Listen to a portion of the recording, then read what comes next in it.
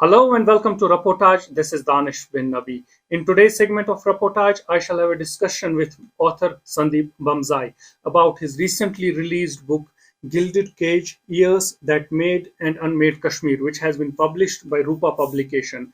I shall ask him about three important aspects of Kashmir dispute. Those are the role of Prime Minister Ramchandra Kak, the relationship between Jawaharlal Nehru and Sheikh Abdullah's subsequent arrest. Plus, I shall also raise the question about why did the Indian Army fail to take the entire Kashmir back from the Pakistan Army in 1947-1948. Mr. Bamzai, welcome to Reportage. Mr. Bamzai, let's start with the title of this book, which is Gilded Cage. Explain to me why this title. And Mountbatten created Modern India, which was released in 2020, late 2020. And then finally, The Gilded Cage, the third part of the trilogy, which was released earlier this year. The book actually deals with a particular part of Indian and Kashmir history, which is hitherto not so well documented. The period that I've looked at in the Gilded Cage is essentially the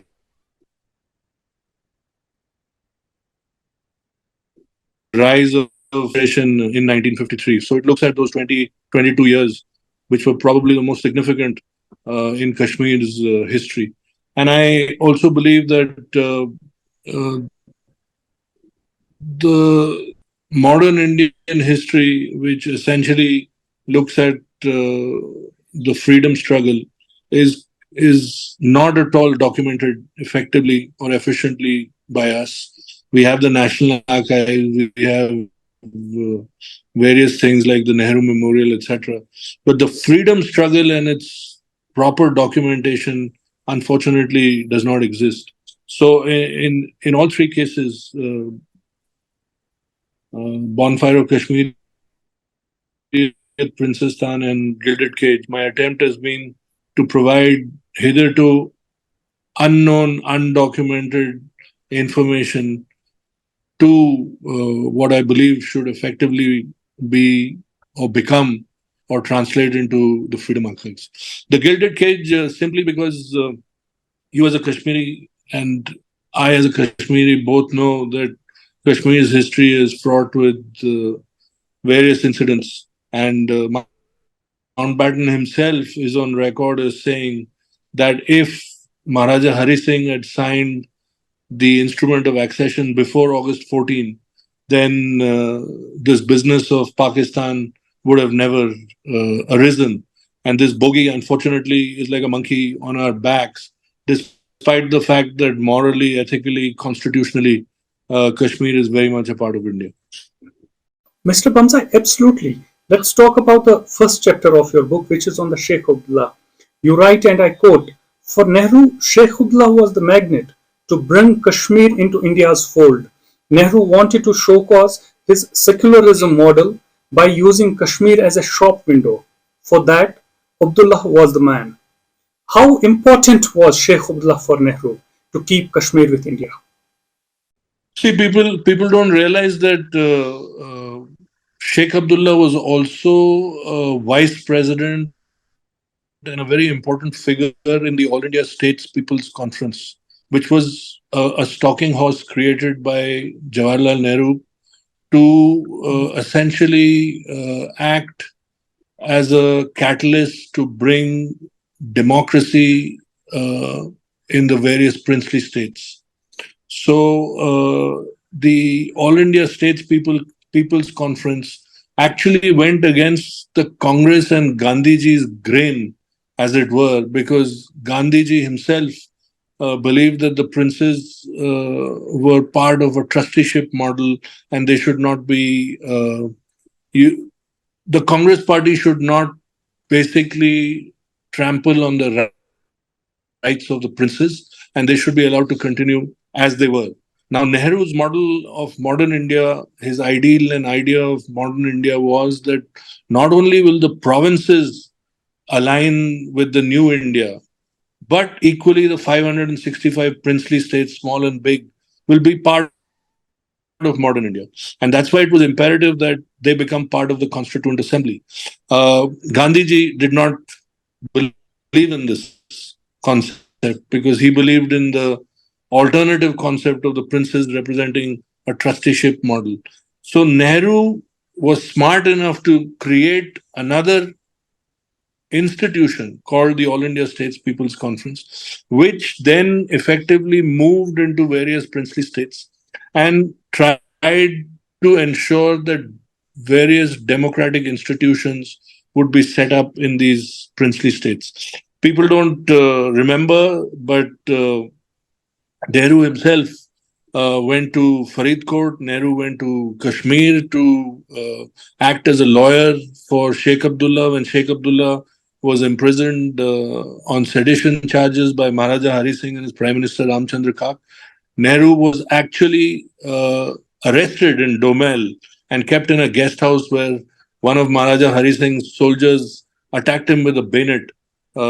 So these are historical facts which people tend to ignore, and I think my attempt has always been to bring all these aspects to light through my writings. Mr. Bamzai, why was it that Sheikhullah was mesmerized by Nehru and he equally hated Jinnah?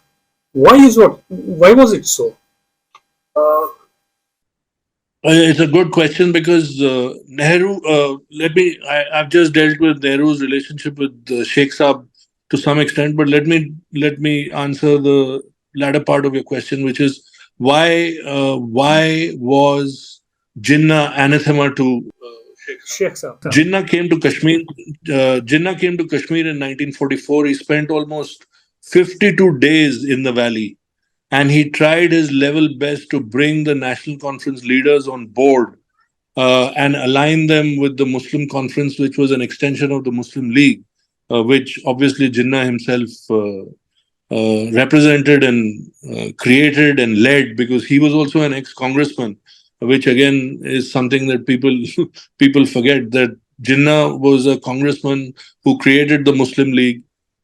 Sheikh's apprehensions about Jinnah basically existed because of his theological doctrine. The fact that Jinnah believed in Islamic ideology, and Sheikh was not a communalist. Sheikh Saab was very much a nationalist at that particular point in time. And I'm choosing my words very carefully. Sheikh Saab at that particular point in time was a nationalist who opposed Jinnah through and through. This was 44. In 44, Jinnah came to Kashmir and spent 50 days in the valley. And at that time, Sheikh was the pure nationalist. At that particular point in time, Sheikh Saab was definitely a nationalist, yes. And Sheikh Saab dodged the bullet and did not. He met Muhammad Ali Jinnah, but he did not sit down with him and discuss anything. Nor did Maharaja Hari Singh give him an audience, nor did Ramchandra Kak give him an audience. So Jinnah only could meet various Muslim conference leaders and various national conference leaders. Even they tried to, like Sheikh Saab, dodge the bullet as far as Jinnah was concerned. So you are telling me in 1944 there was no one-on-one meeting between Jinnah and Sheikhullah as far as Kashmir was concerned, right? There was a welcome. Sheikh Saab welcomed him when he arrived in Kashmir, but there was no real meeting between Jinnah and Sheikh Saab. As far as the political question is concerned.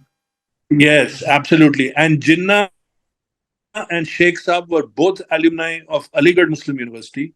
So there is only one picture in which both Jinnah and Sheikh Saab are together in the same frame. That picture is with me, but they're standing at different sides of that picture. This is an alumni. Yeah, tell me. Mr. Bamsa, you are telling me something very important, that Jinnah was alumni of AMU, right? Aligarh Muslim University. Yeah, there is a picture. There is a picture of the. Which year was this? Which year was this? I will have to check the picture now. Whether Jinnah came there as a guest or whether he was an alumni, but he's definitely part of that. He must be a guest there because he came back from England. May have been a guest. Yes, yes, definitely he was a guest there. Not as Yeah, an because alumni. he was a barrister. He was a barrister who studied in England. Yes. Yes. Yes. But there is only one picture of Jinnah and Sheikh Saab in the same frame. And this is that picture. Okay, okay. So you were actually talking of 44. No, this is obviously before 44. No, no, 44 is when okay. 44 Okay, is when Jinnah came to Kashmir. Jinnah came to Kashmir. yes. And probably this picture may have been taken in Kashmir.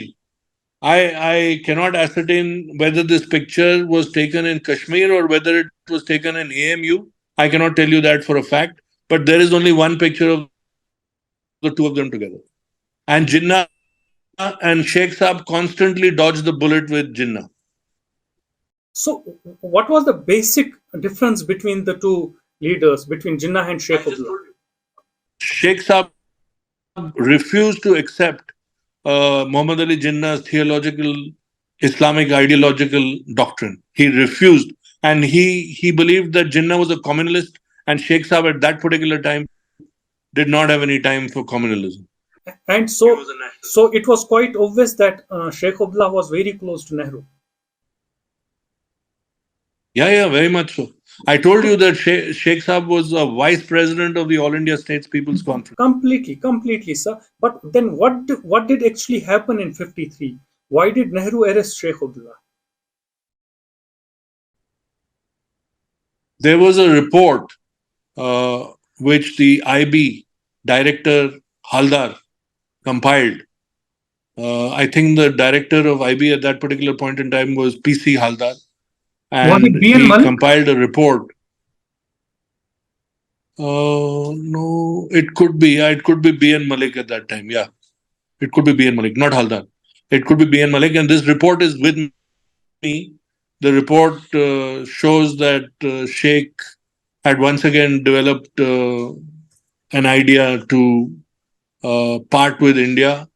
And this is when my grandfather, based on inputs from Bakshi Ghulam Muhammad, pretty much ran to Teen Murti Bhavan.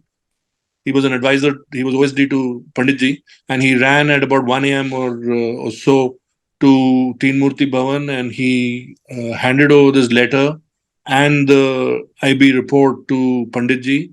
And Panditji then decided that it was time that Sheikh Saab was arrested, and B.N. Malik was given the go ahead. And Sheikh, I think the man's name was Qayyum, who was with JK police. That officer who arrested Sheikh Abdullah from Gulmarg. Yeah, absolutely. So, Mr. Bamza, you are telling me that it was with the knowledge of Prime Minister Jawaharlal Nehru that Sheikh Abdullah was arrested, right? Oh, of course, without a doubt. How can Sheikh Abdullah, Prime Minister of Jammu and Kashmir, be arrested without the knowledge and approval of Jawaharlal Nehru, who was Prime Minister of India? Mr. Bamza, I just gave you the background. I just gave you the background. There is an IB report and there is a letter written by Bakshi Ghulam Muhammad, which my grandfather personally handed over as OSD to Jawaharlal Nehru to the Prime Minister and Teen Murti Bhavan. And it's mentioned in the book if you read carefully. Yes. It's there. I know it. Point well taken, Mr. Bamzai. Let's move forward. Let's talk about Ramchandra Kak's politics. He was the prime minister from 45 to 47, which you have well documented in your book. What about his politics? You write that he wanted to save the autocracy by selling out to imperialism, right? So, what was his actually idea of Kashmir, Ramchandra Kak's? Ramchandra Kak had a British wife, and Ramchandra Kak was a stooge of the British, and he was surrounded by people like Webb, the Inspector General of Police, pretty much everybody, the British resident. They were obviously all British in the court, in Maharaja Hari Singh's court, and Ramchandra Kak at most times appeared to be a stooge of the British in the court, because the British were keeping a constant eye the British political department at that particular time was headed by Sir Conrad Corfield. And Sir Conrad Corfield was very clear that the princes should not align with the Congress, Indian National Congress, and move over to the new India. And as such, British residents and various other British officials were constantly in touch with Sir Conrad Corfield. Uh, Park was at that time, and even before that, during the period that he was prime minister, pretty much a stooge of the British. And Park's politics was that no democratic input should be allowed in the valley, and that the common folk should live in serfdom. And he was in, he was instrumental in the sedition charges being leveled against Sheikh Saab. He was instrumental in Sheikh Saab's arrest, and he, in many ways, if you read Dr. Karan Singh's foreword also, uh, he implies somewhere, and I have of course documented it effectively, that Pak was Corfield's instrumentality in Jammu and Kashmir and in the court. And Kak's idea was very simple. Because the British had allowed the princely states to sign standstill agreements with either of the two dominions, Kak constantly told Maharaja Hari Singh that freedom or independence would be a better option than to align with either one of the either one of the two either one of the two dominions. Dominions. So either one of the two dominions. But even after Kak was removed, and of course there was Janak Singh, I think, who became the prime Yes, minister. yes. And the entire setup was changed, and the British officers were taken out, and the others were. Exactly. And Yeah. then Meherchand Mahajan became the prime minister. But what is important here is there was also a courtier called Guru Sant Deo, who was a very, very sinister sort of figure in Maharaja Hari Singh's court. And between Kak earlier and then Guru Sant Deo, they constantly told Maharaja Hari Singh that he should look at the idea of Dogristan, an independent country wedged between Pakistan and India. Which would also, that Dogristan would also include parts of Punjab and Himachal Pradesh, right? Yes, yes, of course. It was more of Maharaja Ranjit Singh's empire. Uh, Remember that Ranjit Singh was handed over Kashmir for 75 lakh rupees to Maharaja Gulab Singh, and that is how the Dogra dynasty began. So Kashmir was an integral part of the Maharaja Ranjit Singh empire. So Dogristan was an idea that was constantly pushed first by Kak, maybe not with the nomenclature of Dogristan, but Sant Deo definitely pushed it with the nomenclature of Dogristan. And that is why Hari Singh refused to sign the instrument of accession and allowed the raiders to, well, maybe he didn't allow them personally, but Jinnah then sent the raiders, and then Hari Singh was stampeded on the night, on around midnight, and he drove down to Jammu, and Mahura power station was burnt and all that. That's all documented. So, so Ramchandra Kak wanted Kashmir to be an independent state, right? And not pro-Pakistan.